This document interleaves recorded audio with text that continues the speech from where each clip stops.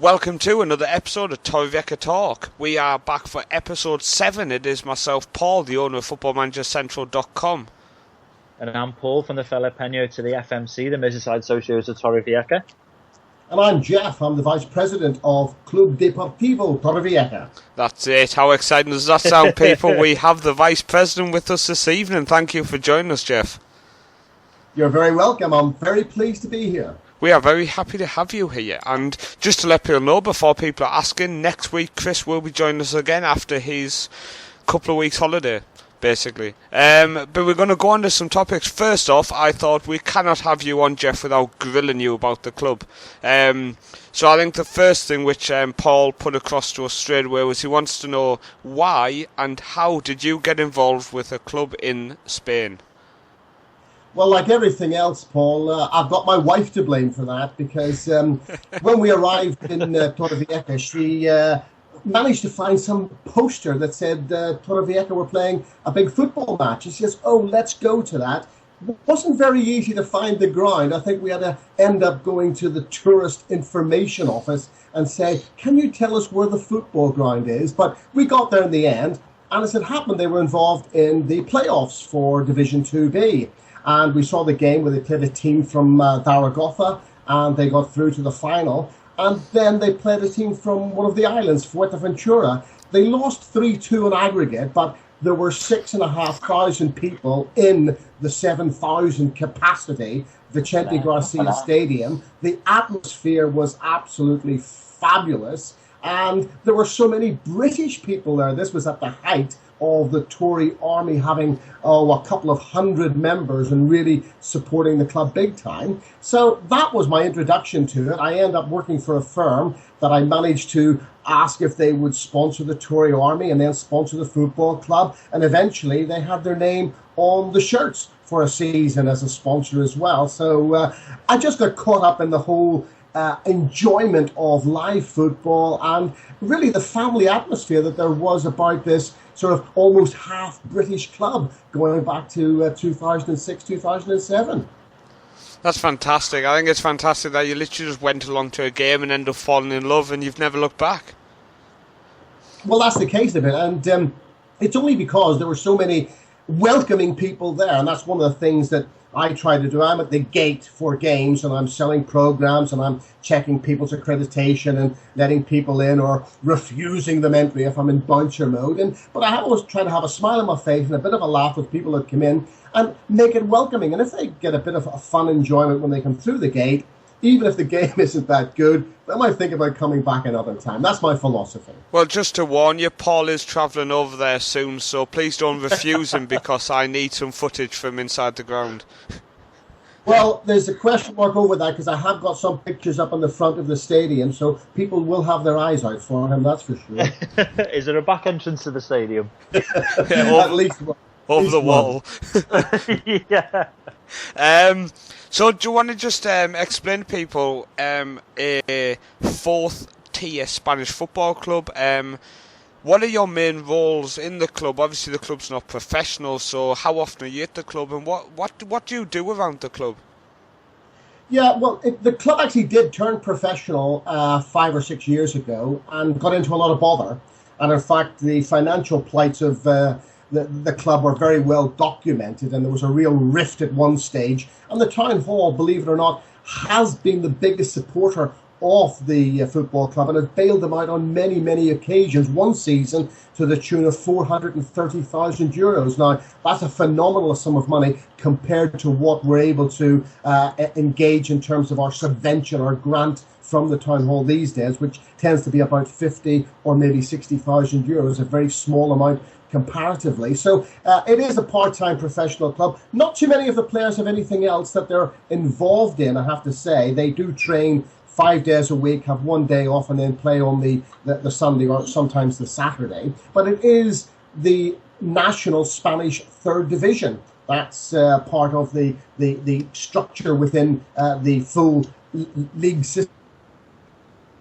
But because it's such a big country, it is very much done on a geographical basis. La Liga obviously is, if you're in La Liga, you go wherever the other teams are. The same with the Segunda. But then in 2B, the third tier, there are 4 divisions.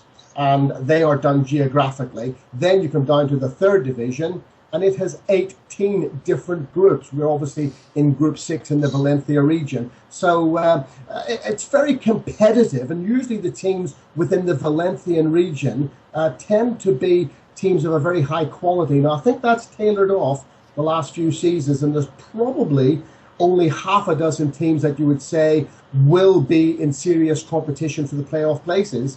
And that's been the case now for the last 2 or 3 seasons. So only 20 teams in the group. 4 are going to get into the playoffs. 3 are going to get relegated. But 4 from 20, well, you know, even my mathematics says that's 20%. So a fair chance of getting into the playoffs, I think. But we shall see.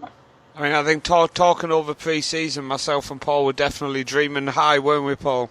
Absolutely, yeah. We were thinking this is definitely on the pronuncia este año sí.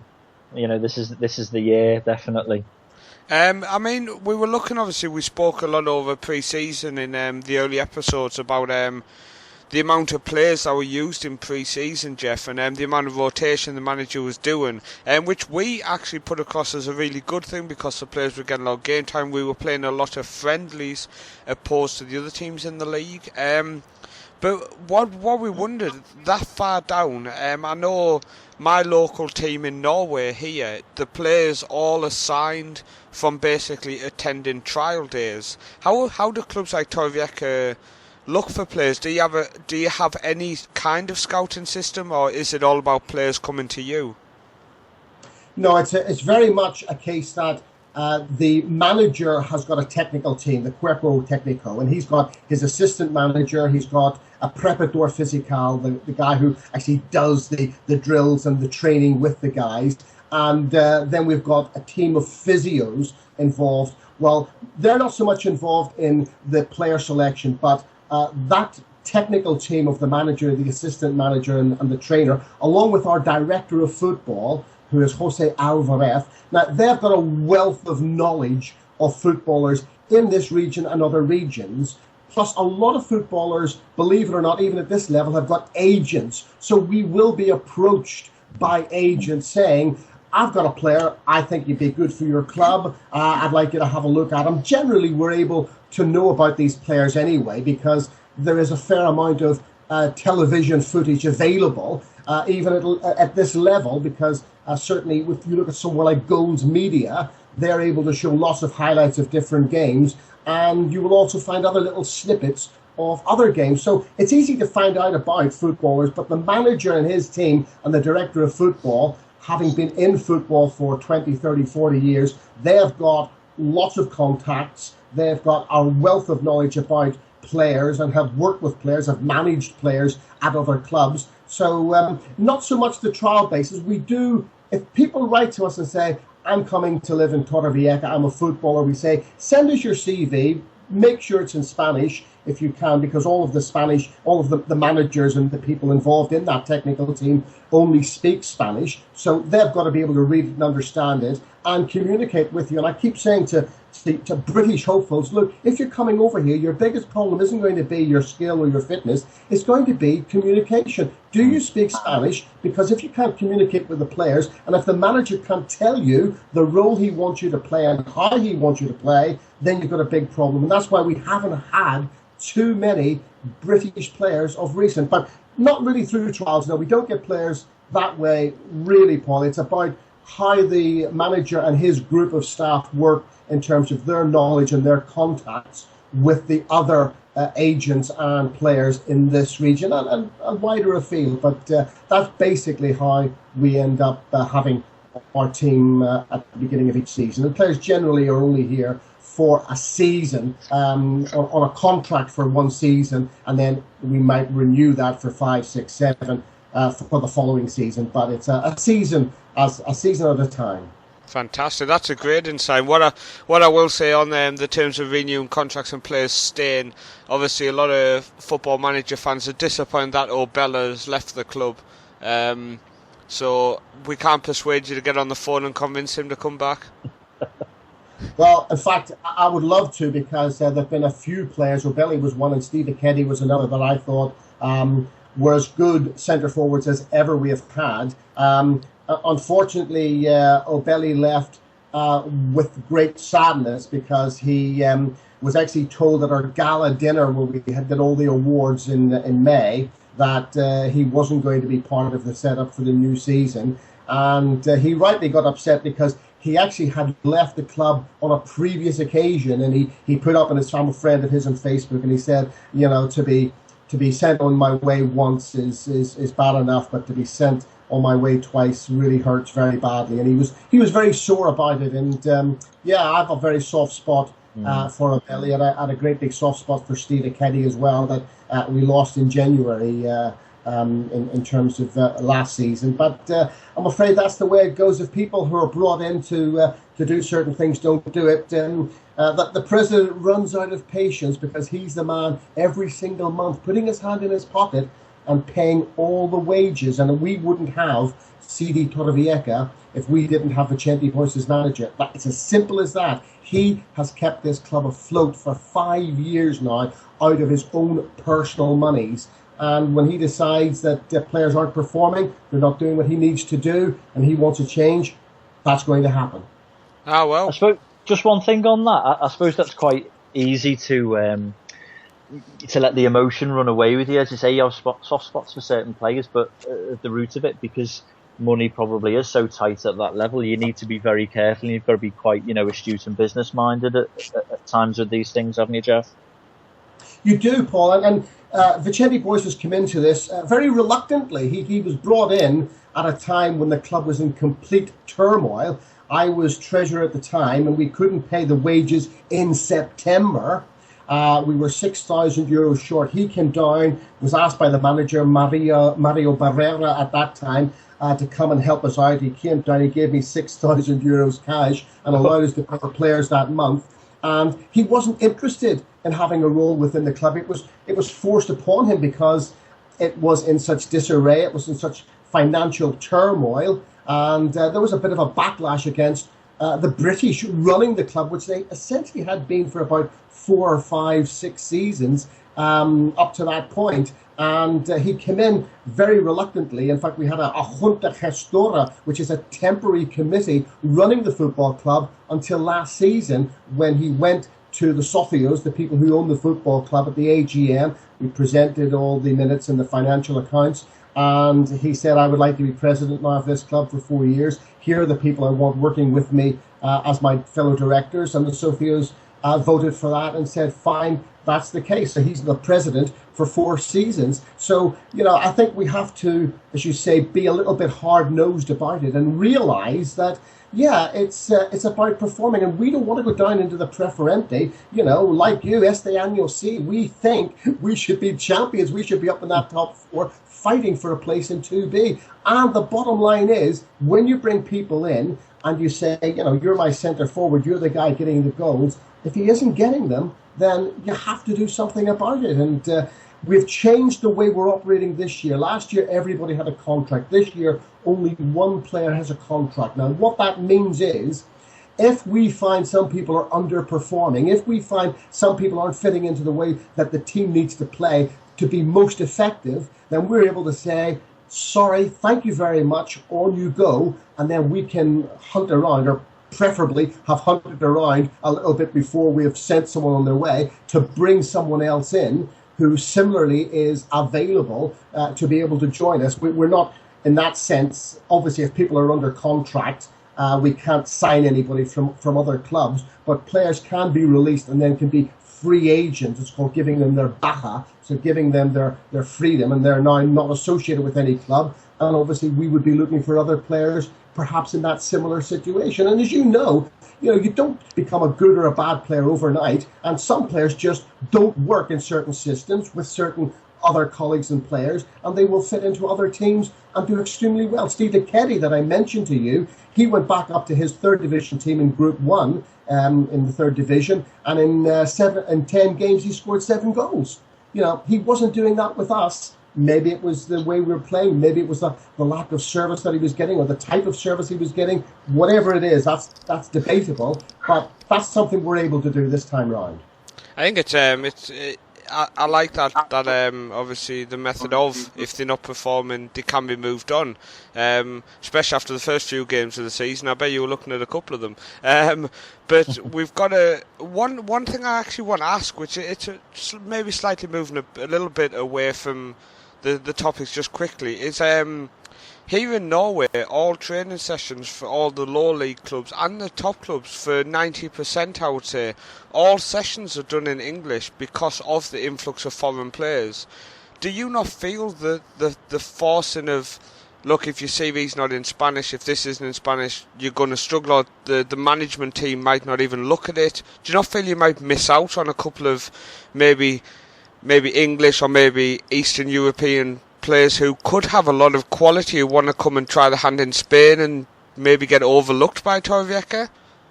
I think that's a very good point, Paul, but the bottom line is we have had lots of English people and players from other countries come in over the seasons, and some have done very well, but the stumbling block has been for a number of British players the communication, because they simply haven't been able to speak the language, and they don't know. They're relying on one or two of our players, like young Vicente Boyce, who, okay, is the manager's son, but he is there on his own merit. He is an excellent player. He's now 24 years of age, been with us now for over 4 seasons, in his 5th season.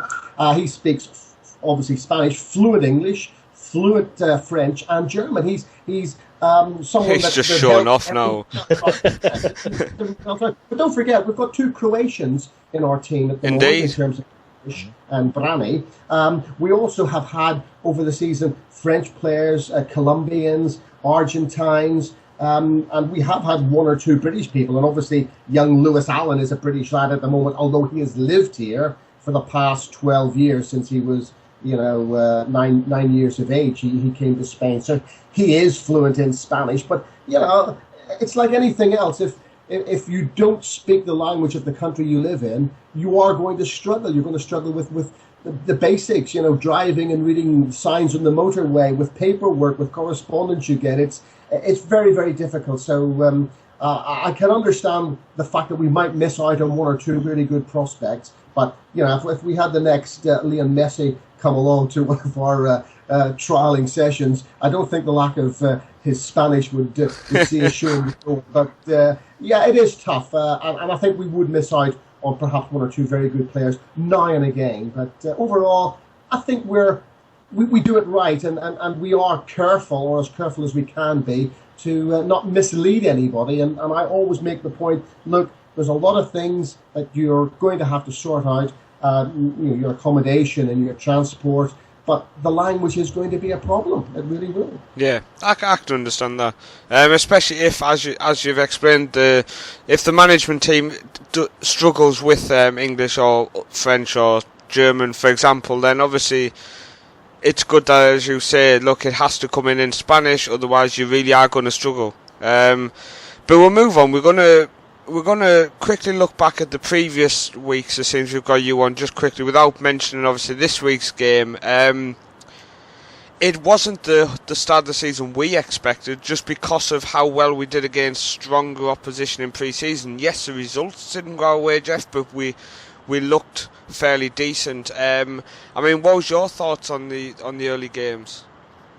Well, to be honest, Paul, I was completely flummoxed when the season started, because I agree with you. I think in pre-season, we actually looked very, very good. Now, maybe that was because the lads were trying to impress the manager. Maybe that was because they were friendly games and players were more relaxed. There wasn't any tension within them in terms of getting a result. But against Alcoron, who are a very good team, and against Elche and others, I thought we played extremely well. But once the league program started, I don't know, in the first half up in Ontinient, we were probably only marginally behind them. We had a couple of chances that just didn't go in, and they took their chances, took them very, very well. But that first half, there wasn't too much between those 2 teams at all, in my opinion. In the second half, I don't know where we went. We disappeared. and they ran riot, and they could have beaten us 5, 6, or 7-0. So that certainly gave us a major jolt, because I'd been talking beforehand not only about getting into the playoffs, the top 4. I was turning around and saying to people, we're going to be champions this year. Look at the players that we've got. Look at the array of talent. We've brought back Luis Carlos, who had been with us previously, and he was hammering in the goals pre-season. So once the league program began, in our first 2 or 3 games, I was thinking, heavens above, what has happened? The sky has fallen in, and maybe there are reasons for it. Maybe we were playing too many different people. Maybe there were too many opportunities for a wide range of our 20 players. I think David Rivez is the only player on our squad who hasn't actually started a game this season, and that's quite an array of people to have been playing in the first 4 or 5 games. So was that a problem, or did the manager say, well, I've paid big money for Juan Fran, for Sanchez, for Oscar, for Juan Ma, so they're going to start, and okay, individually maybe sometimes they had good patches, but were they actually gelling in terms of being able to play in the team? And I'm quite critical of the team. I might be the vice president, but I write in some of the local papers, and I certainly do not feel as though I should be constrained in criticising our players. And Quintero, another big name who was brought in, I'm sorry, he's not performed as we would have expected for someone with his reputation. So the managers had a big headache in looking at the initial games and thinking, what's going wrong here? What am I not getting right in terms of the combination? I think he's an adventurous manager, and I think he's a manager who will take action and do what he needs to do, and I think that's beginning to happen. But there's still a lot of changes in the team. The last 2 or 3 matches, we've changed 3 and 4 players from the previous game, so he obviously isn't convinced he's got it right as yet. But a couple of clean sheets in the last few games, and maybe, just maybe, we're getting on the right track. I certainly hope so. Maybe. I mean, we're going to now talk about the game which has just taken place. We're going to obviously, Paul, our stat man, is going to start rhyming things off. You'll no doubt offer him a job after you hear his fantastic stat work. But first off, for the people who are watching on YouTube, we are now going to show the highlights. If you are listening to the podcast via iTunes or SoundCloud, you can check it out at youtube.com/C/Football Manager Central. You can check out the highlights video, the full package. But if you are watching us back on YouTube now, here are the highlights.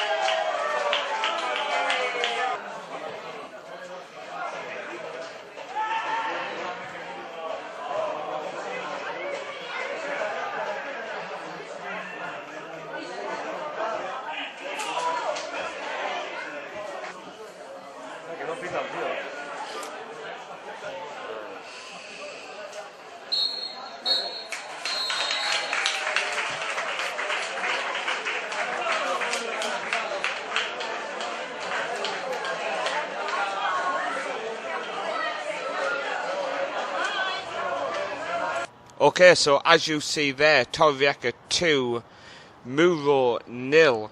We will go straight to the stat man. Yeah, so I mean, it was a great game. The fact that we were 2-0, pretty early on within the half hour.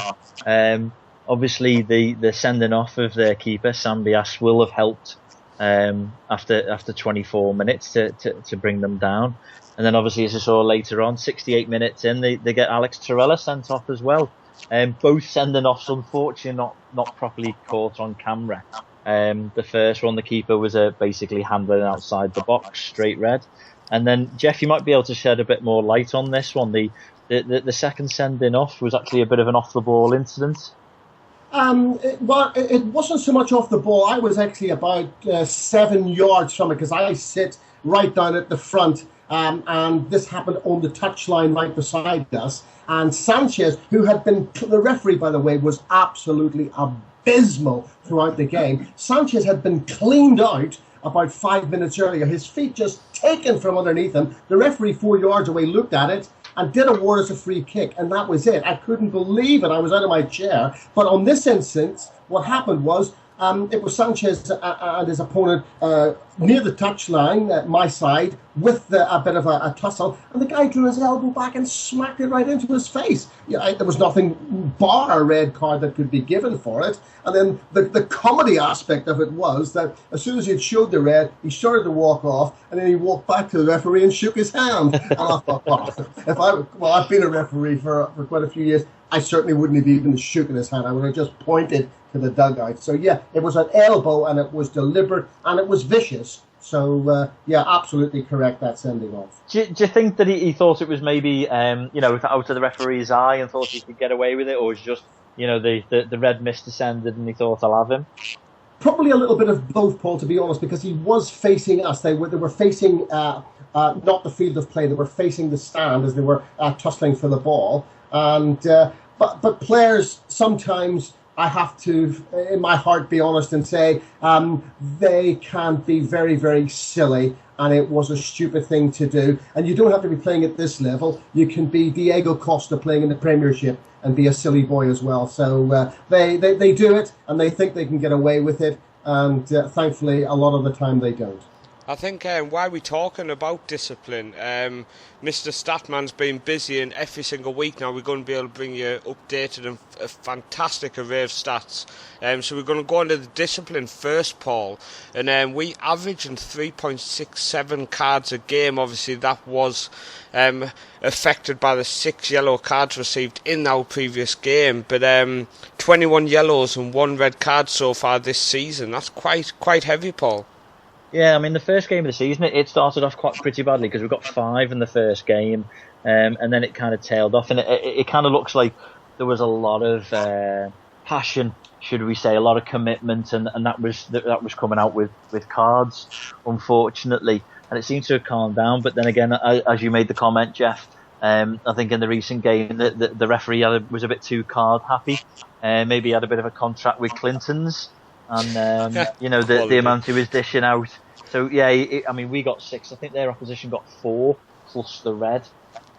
So that's a hell of a lot. So that will have slightly skewed the figures, shall we say? But yeah. So sorry, there's just something I want to ask Jeff, which you actually mentioned, Paul, a couple of weeks ago, which was Jeff. Paul thinks that. It seems some of the players have been letting themselves down in terms of getting very cheap yellow cards. Is this something you've noticed at the games?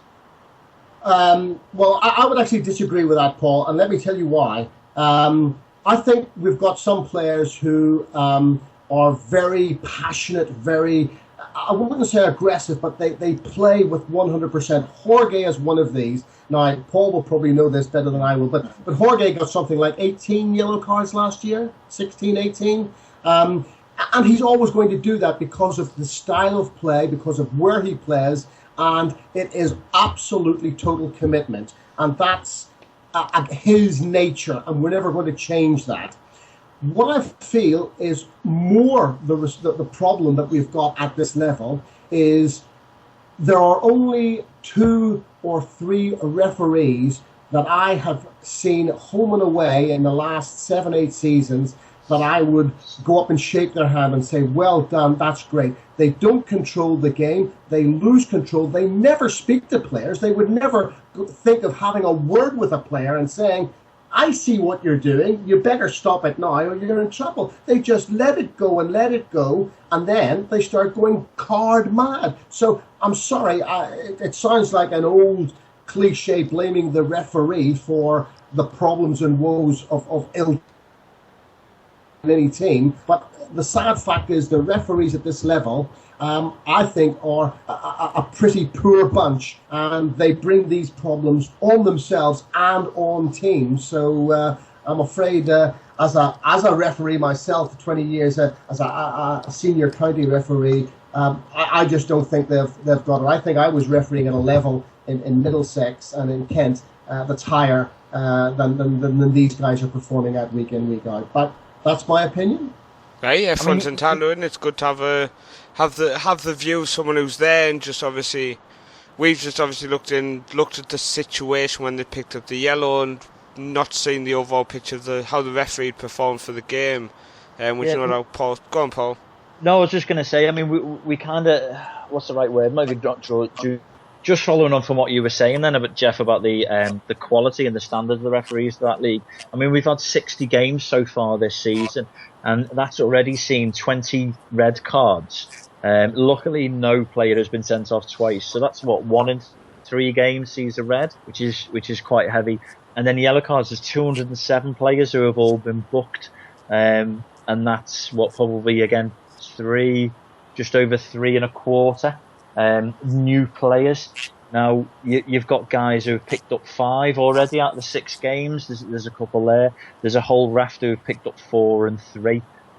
Luckily for us, though, obviously Torry, the most we've got is, I think it is, where are we? Yeah, 4 with Juanfran, and then Jorge in 3. As you said about Jorge's passion and how committed he is, he picked those up first 3 games in the season, and touch wood, so far he hasn't picked them up in the last 3. Hopefully that will continue as well. Well, I think that's a phenomenal amount of cautions to be issuing in the first 6 games of the season, and I do have to blame referees in the main, Paul, because I do not think they man-manage. I don't think they try to control the game, and then the game slips away from them, and before they know it, it's not unusual for 10, 12. I've been at games where there have been 17 cautions made in an individual game, and sometimes it's been a little bit less than that, but high again. And unfortunately, referees here have got 2 or 3 things in their mind. They will always caution if someone is shirt pulling. That seems to be a standard yellow card. But again, they bring it on themselves, and they do not manage the game sufficiently well to let players believe that they are controlling it. And I'm sorry, I've got a very poor view of the quality of refereeing, with 1 or 2 exceptions, but certainly the referee that we had at the weekend, I think he was a very, very poor example of refereeing at this level. That's no problem. I mean, we'll move on to the situation at the minute. We've obviously 2 clean sheets in a row. Some fantastic stats come from Paul here on the number of minutes since we last conceded a goal is 206 minutes, and it's fantastic. In the previous 206 minutes, we'd conceded 5, so it's shown obviously the turnaround, and but we kept 2 clean sheets, and we still changed the goalkeeper. I mean, Paul, you were surprised that the goalkeeper changed. So I was surprised to begin with that Oscar was dropped and Miguel Serna was brought in, and then obviously fantastic, he got a clean sheet. But then for Oscar to be brought back, I mean, it's fantastic that both of our keepers have got game time now, and they've both got a clean sheet under the belt. But it was just a little bit surprising, Jeff. Well, it was surprising to me as well. I did see a little interaction between one of our substitutes at the time when we conceded the goal in the game against Althea where we lost 1-0, and he seemed to be blaming Oscar for that. Whether it was because he didn't have someone at the near post covering that area, I don't know. But whether the manager blamed him for it as well, I have no idea. But certainly Miguel Serna did then start the next game. But also something probably that's worth noting is last season our reserve goalkeeper was Marcos, a young 19-year-old lad from Madrid, who was actually very, very good. We've never had a bad goalkeeper at the club, thank goodness. But he wasn't getting any games, and he was on a very low wage. Now, this season, what the manager has done is he's actually brought in as a second-string goalkeeper someone who has got very, very good Division 3 experience, who played for Marmanor last year, and they got to the playoffs in terms of their third division status. Miguel Serna, he's not a youngster, he's 26 years of age, and he's very, very good, and he's on a good wage comparative to what previous teenage keepers have been on before. So I think the manager,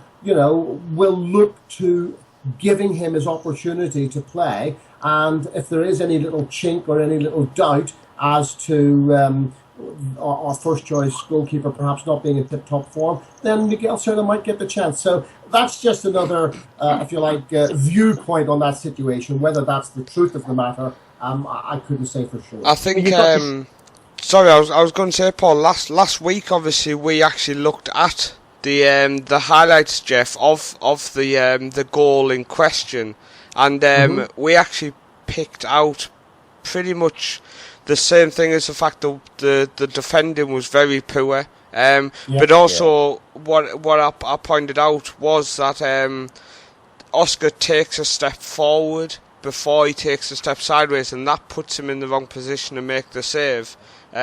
So if obviously the manager spotted that, then I can see why he made the change. I was kind of expecting that to next time, where I think I said to Paul, I said I wouldn't be surprised if there's no change for the next game. But then I was more surprised at the fact that he was then dropped after keeping a clean sheet away to Villarreal C or 3. But go on, Paul, what were you going to say? No, I was just going to say the same thing, that the fact that we were probably quite negative about that goal. There was a couple of issues. It was the defending, the player came forward, nobody followed him. I think it was Luis Carlos who was probably on him, I think.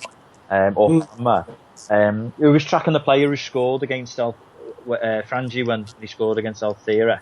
And then, but I mean, as you said, going back to the point about bringing in what should we say, a much superior level, backup keeper.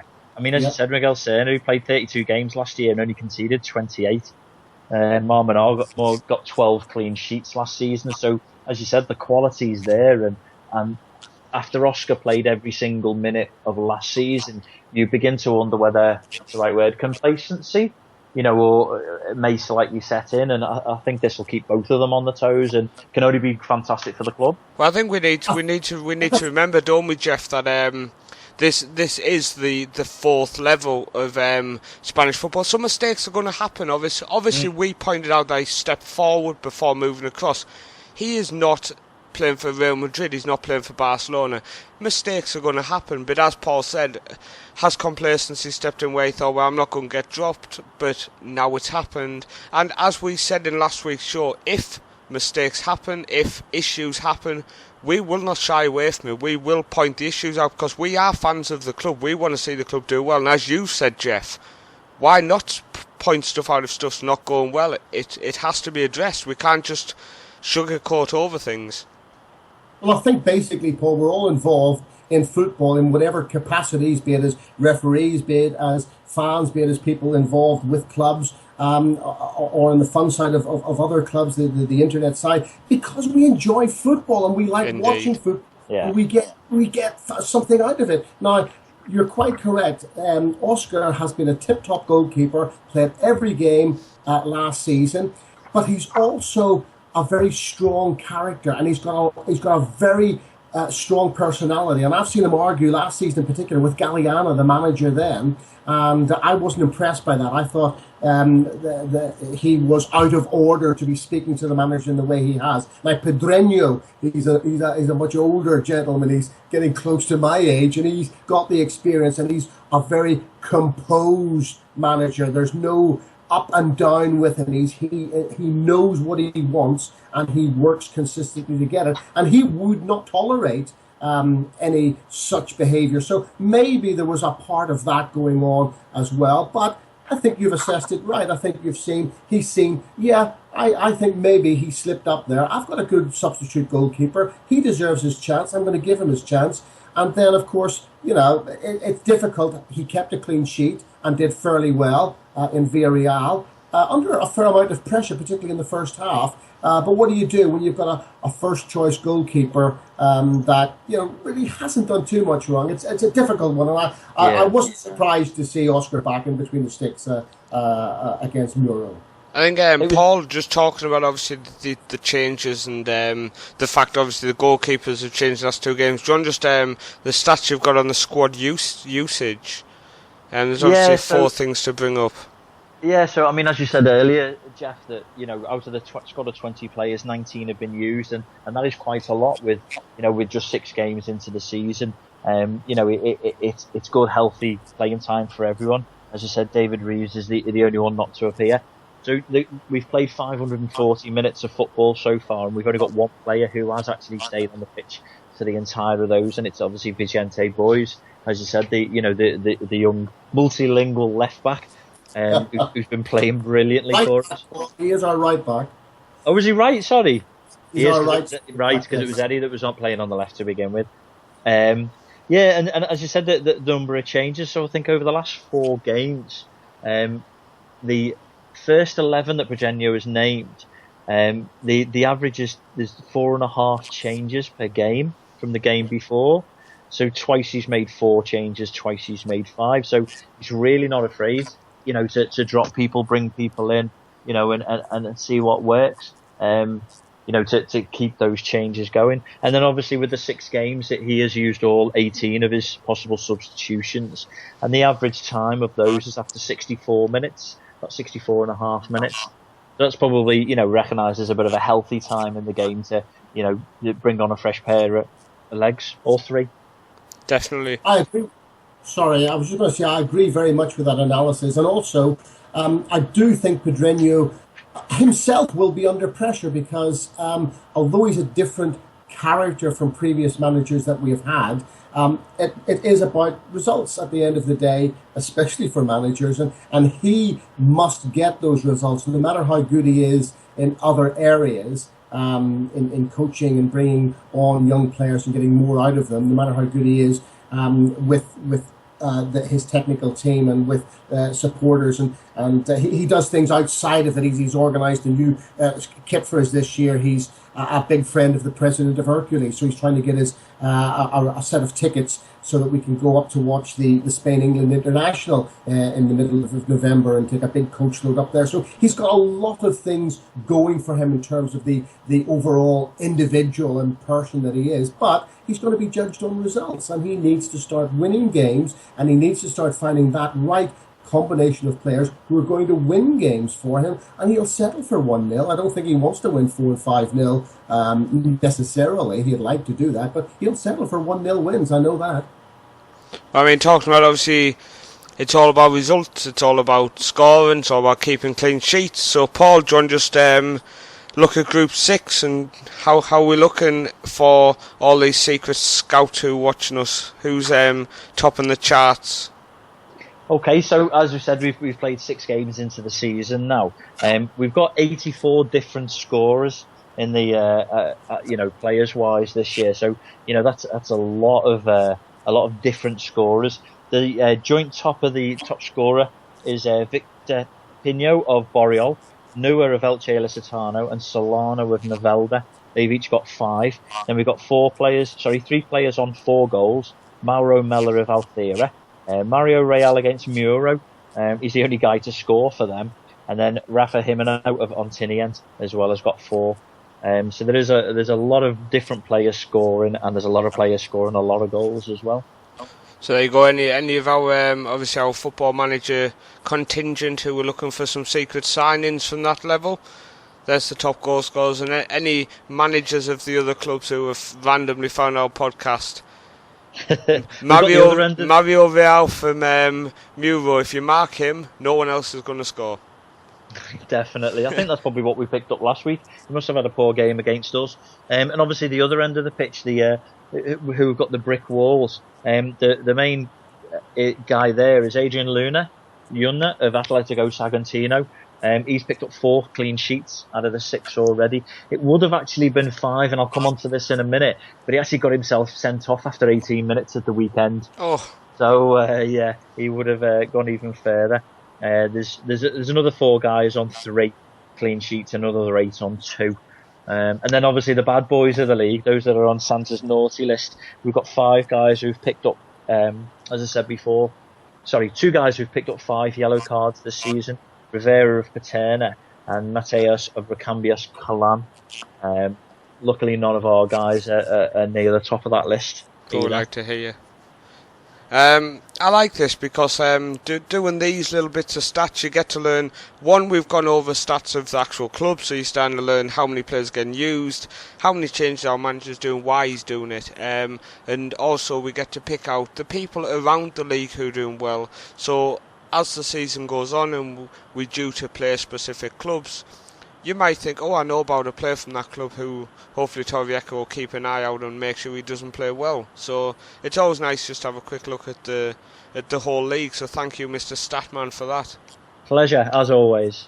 Well, if I could just add in one stat there, Paul, that particularly worries me, and I don't know how you think about this, but there are only 2 teams in our group who have scored fewer goals than CD Torrevieja. And in 6 games, we've only managed 4 goals. We've scored in 2 of the 6 goals. We've scored 2 against Boreal very late on. And obviously we got 2 against Muro. So to me, that really is the heart of our problem. We're not scoring goals. We are creating chances, but we're not scoring goals. And I think he's going to have to, the manager that is, he's going to have to take a long, hard look at the creation of opportunities, the kind of formation he's going to play, and who he's going to start relying on to start getting those goals. And I've got my opinion. I think Juan Fran, who's a proven goal scorer over the seasons, recent seasons, this chap's a bit of a battering ram for me. He hasn't got a good touch. He hasn't got nice close control.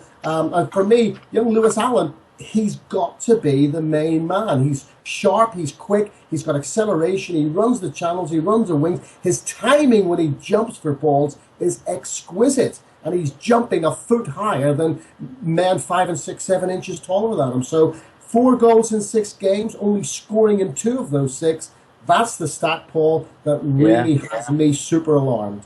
And the fact that those 4 goals is from 4 different players as well. So it's not as if there's one guy or there's one, should we say, routine that can get played and we know wins. I mean, as you said, Lewis, bagged a goal at the weekend, and he'll be grateful for that, for confidence and everything. But again, I think both of them were relative tap-ins, from a couple of yards away, as everyone will have seen from the video. So that's definitely as you say, the concern of getting the goals in at that end of the pitch. Well, I think the fact that when we look, we've had 2 clean sheets, and they also say build from the back. Make sure you're solid at the back. So 2 clean sheets. We've now, in the last game, just scored 2 goals. I think personally, I'm hoping on the training field we are working on the attacking movement. We're working on the link-up play. We're working on making sure that as our team moves up, they're moving up in shapes, they're moving up in diamonds, making sure there's always that pass available, making sure there's always somebody on the end of it. I don't want to see long balls. I don't want to see pointless balls into the corner, which I've seen a couple of times over the last few weeks. I don't want to see beautiful football, because you can't expect it all the time, but I want to see some plan at the end of it, not just hit and hope. And as Jeff quite rightly says, we need to score goals. Juan Fran either needs to sort his touch out or move over and let Lewis come in and basically take the reins, because somebody needs to start scoring goals for Torrevieja and give us something to cheer every single week. Well, I like what you're saying there, Paul, and it's absolutely, again, the nail hit on the head. But the problem we've got is Sanchez has been brought in to be our midfield general, our playmaker. Now, he has fallen well short of what his ability must be because his performances to date have been less than impressive. Bergios is a real grafter in midfield, but he's not a creative player. He doesn't find that. His passing is quite abysmal. We've got Martin and Jorge that the manager has been trying to play as midfield players, but they're central defenders for me. They're great big strong boys. They work hard, they play hard, they're great in the air, they tackle well, but again, distribution and going forward and finding that creative defense splitting pass isn't their forte. That's what Carrasco does, and he's excellent at it. And sadly, we lost Rafa Gomez, and that's something that he was good at. So my worry is, unless Sanchez steps up to the mark, and unless the manager is prepared to play Adrian Banderas, and that's the mystery to me. Adrian, for me, has been excellent every time he's played, and he has got that ability and that creativity in the midfield. So he's got to start getting that right, because if the players don't get the service, doesn't matter how good they are, they're not going to score. That's true, and I think I spoke to you, Paul, about as you said there, Jeff, the battering rams in midfield. I mean, if our midfielders line up with the idea of winning the ball, then one of them midfielders, as the possession's won, needs to be dropping back, which then means they can just play it simple, just play it to the right back, play it to the left back, and let them move up the field. And one of them battering rams is just going to sit and form a three-man defence while the full-backs get forward. If the midfield is not competent enough to push on, give it to the flanks and just let somebody create something. And that's all we want to see. All we want to see is some good effort, some good football, and as Paul would say, 3 points. And probably, Paul, what's happening is we are getting there, but we're getting there very slowly because he has dropped Luis Carlos right back into that left back position, and he is getting forward, and he basically was the creator of the opportunities that we had against Mura that led to the goals. And Vicente is always keen on getting forward. His delivery sometimes lets him down when he gets very high up the field. But yeah, perhaps that's the way we're going. So maybe you've spotted that again. Bang on. Fingers crossed, as we say. We've had 2 clean sheets, 4 points in the last 6. Now, I have purposely not put the league table on the screen for the YouTube viewers. The reason behind that is, last week, me and Paul said we need 6 points from the next 2 games. We've got 3 of them, so if we get 3 in the next game, then I'll show you the league table. We're very early on, there's no point of stewing on that league table. We've got 4 points in the last 6, so let's think positive and hold on to that. We can possibly get 7 points, Paul, out of these last 3 games, and things are looking bright and sunny in Torrevieja. Hopefully. I mean, Muro, as it turns out, fantastic 2-0 win, but arguably was that a real test, considering they're bottom of the table, and they'd already conceded 11 goals in 5 games before meeting us. But as I say, the next 2 are the real tests. We've got Novelda and Crivalente up next, who are, sitting just below playoffs, so they'll have an eye on there. Both, Novelda, who's coming up at the weekend, have got, a player forward in the top scorer league. If Ruben Solano, their keeper has already got 3 clean sheets, Alberto. So they have got the personnel there, and this is the one that's going to give us the real test. We need to see whether we can get the 3 points. I think that's what we want to, isn't it? But that's the end of tonight's show. So I want to thank Jeff. Thank you very much for coming on. We really do appreciate it. You're very welcome. I've enjoyed it thoroughly. It's been a fantastic show, and I hope people who've listened either on iTunes, on SoundCloud, or on YouTube, I hope you've enjoyed it. Remember, we are Torrevieja Talk, and we are here every single week giving you the latest news from Club Deportivo Torrevieja. So remember, tune in next week for more Torrevieja Talk.